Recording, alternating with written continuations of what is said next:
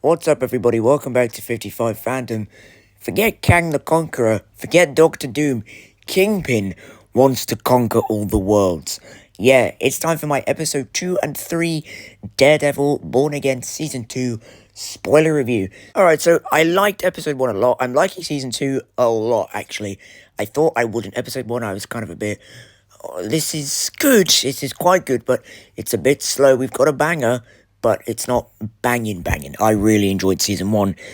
But these 2 episodes, I think, really pick it up. I mean, Wilson Fisk killing that dude in the boxing ring in Rage, that was crazy. That shot was crazy as well. And what I liked about this is it just shows you, like, a lot of the show shows you Kingpin.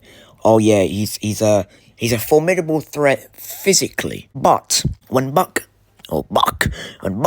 tells him to say to the world that Matt Murdock is Daredevil, it's easy.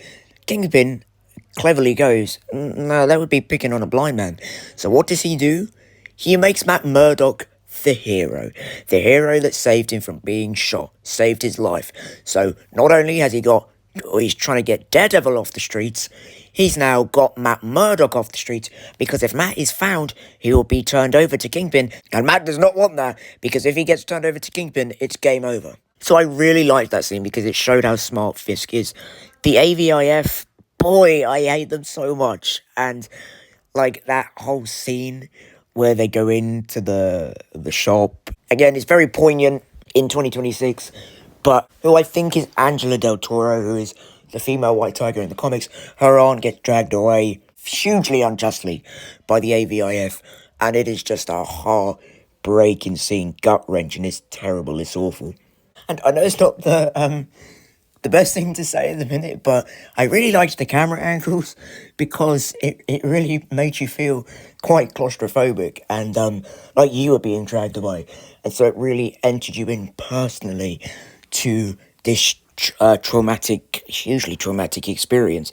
So well done to the directors for making me feel terrible. Daniel's a bit of a prat, but I'm starting to feel a bit bad for him. I think Daniel knows that BB is doing these videos of Matt Fisk. By the way, they're great videos. They are really good, and it shows that the show isn't taking itself too seriously. I mean, it is a serious show, but it's a bit of comedy. Although it's really dark comedy, it makes the Fisk character look, defeatable. There is some way to get to him. There is some way to defeat him. And so Daniel, I think, is going to be in a lot of trouble by the end of this season. But that scene where Fisk is talking to Daniel and Daniel's like sweating it, it's such a good scene, and I really, really enjoy it. And then when Fisk says, good answer, when Daniel says, I only want to protect you, great scene. Another great scene, I like the Karen and Matt dynamic. I love them being in a relationship. I love that that's like their hope, right? Everything's falling to pieces, but Karen and Matt are, together, and it's lovely, and it's the light at the end of the tunnel.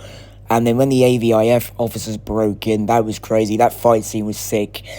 And then that cliffhanger, but not really a cliffhanger, for episode 3, where they found a good AVIF agent.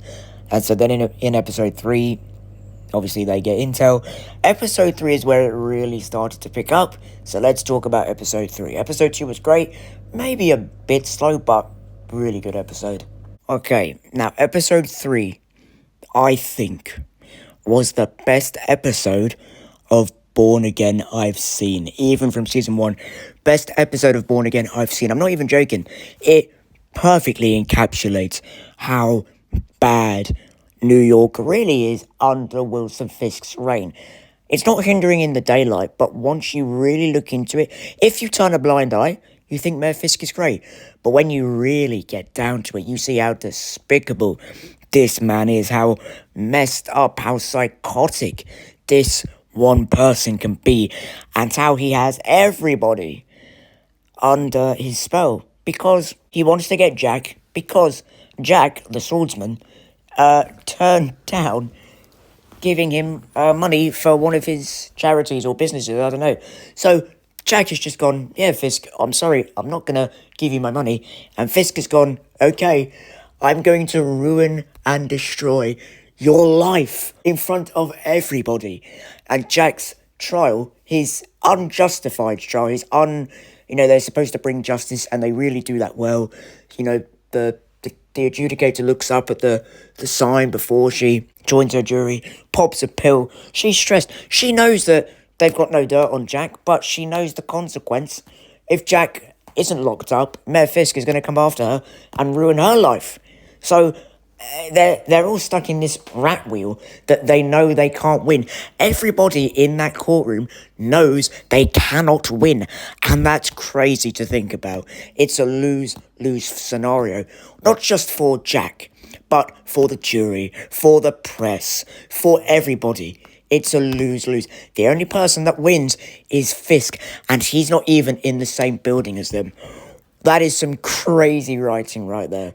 Dr. Glenn, obviously the psychologist, in my episode 1 review, I was like, I don't really care with what they're doing with her.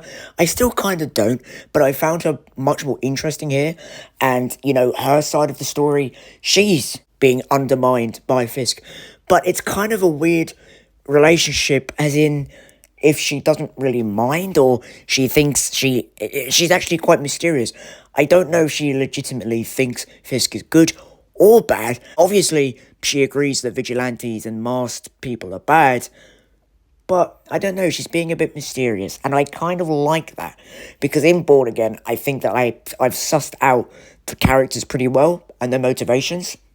Dr. Glenn, I don't know where she's at the minute, and I kind of want it to stay that way. And then, obviously, the Daredevil action. Say no more. Finally, those prisoners that have been trapped for a year, Daredevil goes, I'll take care of that. And he breaks them all out. That was such a sick action sequence. One of the best action sequences from Born Again.